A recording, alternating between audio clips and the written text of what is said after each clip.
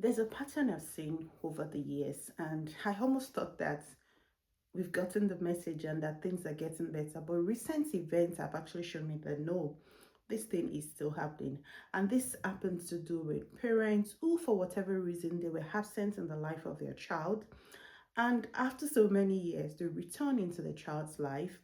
And then they return with this sense of entitlement, like, well, I'm the parent here, like they're expecting their child to like roll out a red carpet to say, oh, welcome back, mommy, or welcome back, daddy.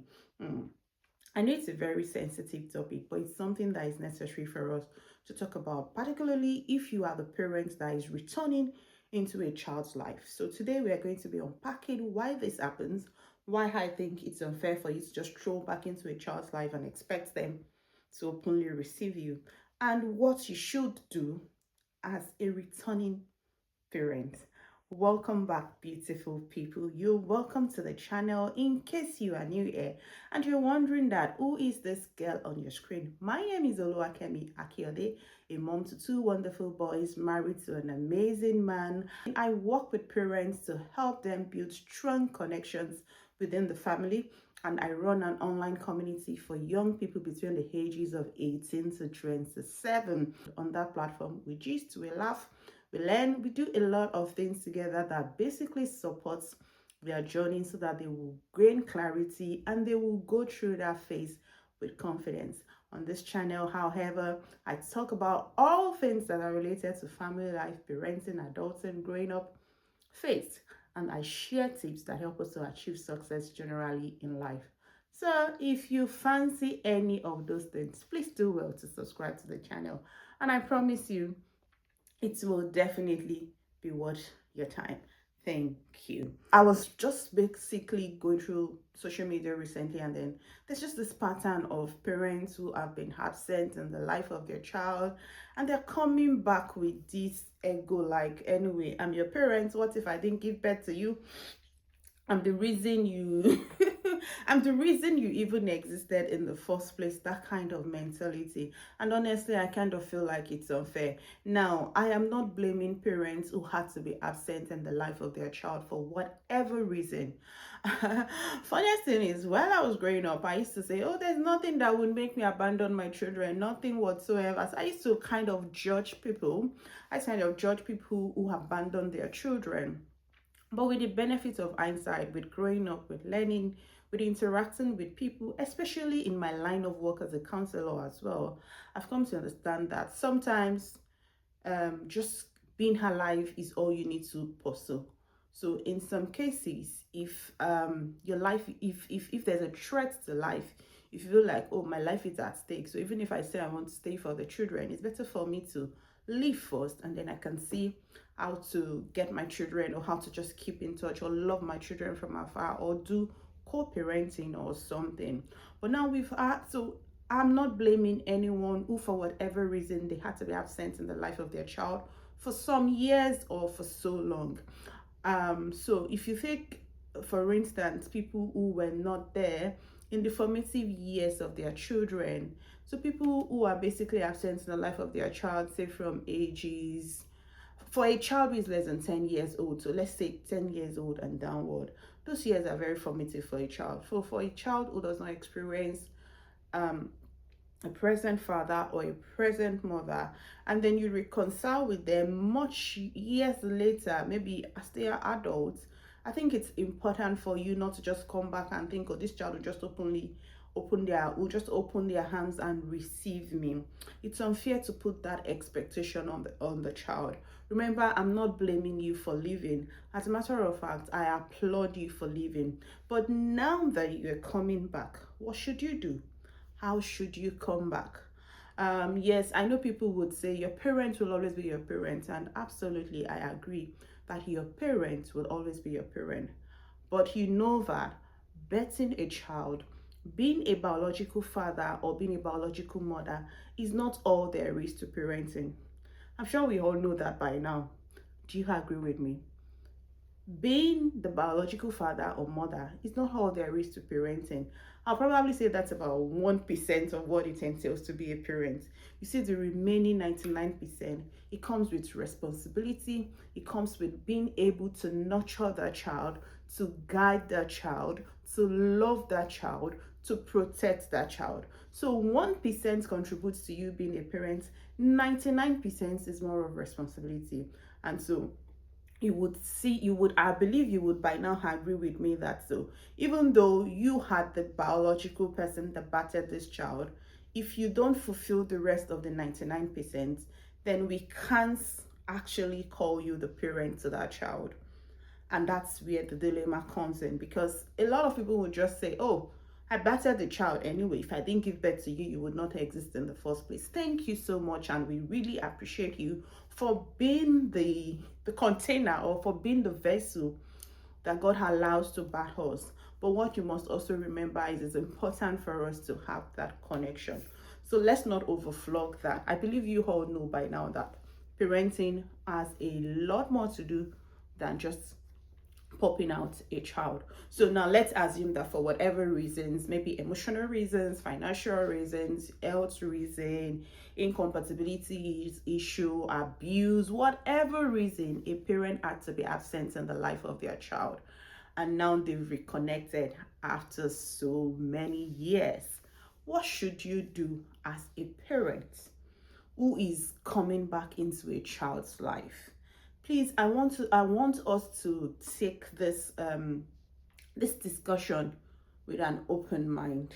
I'm not saying it's going to be easy, but you have to make an effort, especially if you are really genuine about reconnecting with your child. So what you should do, first thing is, you should come with humility and not authority. Yes, you have authority over that child as a parent, but remember there has been a gap. Remember that there are certain things that have happened to that child that you were not there to experience. So when you're coming with humility. You're not coming like, you should even be grateful that I gave birth to you, by the way. You should even be thankful that if not for me, would you even be on earth in the first place? No, please don't come with those sense of authority, because if you come that way, what you are doing indirectly is you are further you're further creating a gap between you and your child, because there is a gap. So what we aim to do is to fill the gap, is to close the gap, and not to further increase the gap. So if you come from that point of, well, I'm your mother's anyway, or I'm your father anyway, you would probably not ever get to connect with that child emotionally.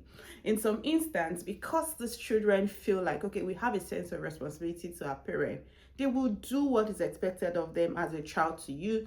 They will take care of you when they need to. But you see, that emotional connection, once is lacking, whatever you're getting, believe me, it's just on the surface. And you want something much more. You want something that would outlive you when you're not there again. You want something that your child will be grateful for when you're not there again. So if you're a returning parent into a child's life and you desire to genuinely connect with your child and make up for whatever years that you may have missed in the life of their child, please come with humility, not authority, not not anyway, I'm your mom or I'm your dad, that kind of thing. The second thing you also want to do that I believe is important is you need to acknowledge the odds without blames. I know it's almost difficult for us not to say, oh, but it wasn't my fault that I left you, or it wasn't my fault that I had to leave the situation. Yes, I completely agree that it was not your fault. It was because the situation was beyond your control. But in this instance, please acknowledge the odds without excuse. We try to avoid justifying your actions. Right now, the child is odds that, okay, when I needed my mom, when I needed to share with someone how my first experience of maybe my period is, or when I needed somebody to teach me maybe how to cook, when I needed, there's just been a gap, or have probably had to fend for myself all year long. So that child is still hurting. So this is not the time for you to start saying, oh, well, it's not my fault that I left you. The only choice I had at that time was just to leave. And I mean, I'm back now. No, Acknowledge the odds. Say to your child that I know that my not being there hurt you. I know that I wasn't there to support you. I wasn't there to tell you, oh, this is how you should carry yourself as a lady, or this is how you should comport yourself as a boy. I know I have missed out some important phases of your life. I was not there to cheer you on, maybe when you graduated, or when you graduated as the best student in the class, or I was not even there to provide for you financially, and I am really sorry. When you come from that angle, that is you acknowledging that, oh yes, I agree that my actions or inactions have hurt you. So it's important for you as a parent who have been absent in the life of a child, and you're trying to reconnect with that child, please acknowledge the odds without excuses. That way you have like a very soft ground to get back with your child and for you to build that connection. It is important. The third thing will be that please do not rush the process. Yeah, do not be in a hurry. Do not try to say, well, I'm back now, can we just get back to normal? I mean, it's no big deal. I mean, no, please do not rush the process. What you need to put in mind is the way people process things differ. The way I would probably respond to a situation, it differs than the way another person will. Our emotional capability is also different, and that's why you have to be patient through this reconciliation process. You have to be patient. Please do not rush the process. Do not try to say, I'm back here now, let's just get on with it. It is gradual. The connection has to be built gradually, and it has to be built on trust as well. That's why you cannot rush the process. So please be patient with the child. Be patient with the child who says, I don't want to talk to you now. Be patient with the child who says, I don't want to come and see you now, or I don't want you to come and see me now. Please be patient. Don't give up. You have to keep trying to make sure that you break their defenses. Remember, they are also hurting. Remember, they have gone through things that maybe they probably have gone through unimaginable things that they can't even share with you. So because they are hurting is why you need to be patient with them. So please don't rush the process. Connection is gradual. So be patient through that process of, oh, we're trying to reconnect back. That's number 3, right? That's how I would know if you're following. Yes, it's indeed number 3. Number 4 is that you need to please do not compete with the present parent or the present caretaker or the present caregiver. So if there is a figure in their life who took up that responsibility, maybe a stepmom or a stepdad or someone who just stood in for them as a parent, please don't compete with that person. Don't come back and say, I'm here now, can the person move? No, that is who they've known all their life. That is who they've connected with. That is who they have built relationship with. Appreciate the person and work together as a team. As a matter of fact, appreciate the person. Say to the person that you are grateful that they took care of your child. And then true, if you even connect with that person can easily help you to connect with your child. Please don't try to compete with them. No, do not compete with them. It's very important because these things have ruined children. It has ruined family. It has ruined meaningful relationships because somebody comes back and think, well, I'm here now, can you leave? No, things do not work that way. Allow them also enjoy that, okay, this person has done the work. They should also, I mean, the Bible says that a laborer is worthy of the reward of his labor. So if they have been there, let them also enjoy, let them also feel loved. So please, don't come back and feel like, oh, this person is a threat to me now. They have to leave, or they have to, no, they're not your competition. See them as a collaborator. So you work together with them. Please don't feel threatened that they are here to take your child away, or, oh no, my child will not give me attention because this person is there. Please, let's not ruin beautiful things because of jealousy, or because we feel, oh, I'm here to take what is mine. Yes, you have, but please allow others to collaborate with their caregiver, collaborate with the person who's been that parent figure to them for that number of years. That's number 4, right? Yeah, I think the fifth and one important thing I'm going to say again is, please, if there was a reason why you had to leave in the first place, maybe a behavioral issue or something that is unhealthy, please make sure that you have changed from that bad behavior. Repent of the bad behavior that caused the separation in the first place. Yes, this is also important because truth is, it is not all situations where a parent have to be absent that is for that is necessarily because the parent was in danger, or that is necessarily because the environment was toxic. Some could just be because I'm still a child myself. Some could just be because you didn't know any better at that time. So if it has to do with a behavioral issue, please make sure that you have genuinely changed. You're not just coming back to say, oh, now I'm a changed person, because you want to get the attention of your child. But make sure that you have genuinely changed. The danger too, if you have not genuinely changed and you're coming back into your child's life, is you will likely end up back in the first place. So the reason that you left, the reason that made you become an absent parent in the first place, you will probably find yourself back at that point. So if it means that the period you are away, you've reflected on your journey, you've seen, oh, maybe I could have responded better, maybe I could have done things better, I'm a better person. You want to be a better person first for yourself, and that way you can influence your child positively. So please, in instances where it's because there is a bad behavior somewhere, please let's make sure that we have changed, we have repented of that bad behavior. If it's going for therapy, if it's walking through those things, let's take for instance someone who has anger issues, and every little thing you're angry at the whole house. I hope you've gone for anger management class before you come back to say you want to reconnect with your child. Remember, the child you're coming back to reconnect with, they've had their own life's journey too. So we don't want our negative behaviors to rub off on them. So if you're returning into a child's life, ensure that you have genuinely changed, please, because these things have lifelong impacts. It's lifelong impacts. It can be emotionally draining. It can be emotionally damaging. And so when we come back into a child's life, we don't want to create more problem for them. We want to be able to say, okay, now I'm here.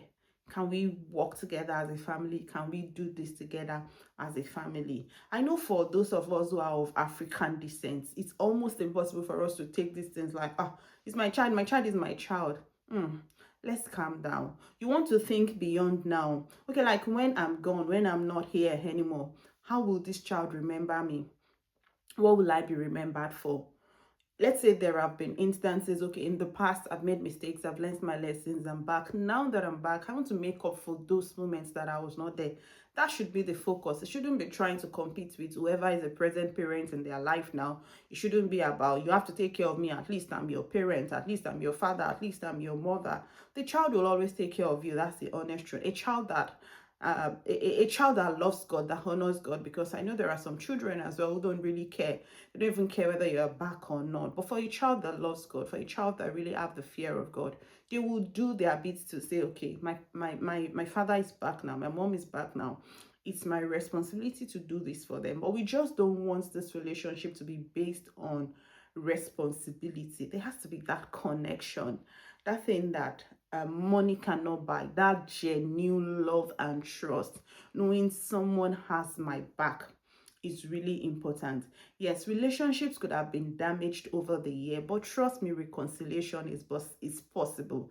I have seen it, I have experienced it, I have seen people share their story of reconciliation with me, which is why I believe that every parent can do it. Parents who have successfully reconciled with their children, they are the ones who have done these 5 things and many more things that they have done. They come back with humility. They take responsibility for their actions. They are not trying to blame anyone. They are not trying to justify their actions, because they understand that their child is hurting, and they don't try to compete with the present parent in the life of the child. They also show that genuinely they are changed people, and that helps them to reconcile, and that helps them to build strong and healthy family connection. I hope you find today's video helpful.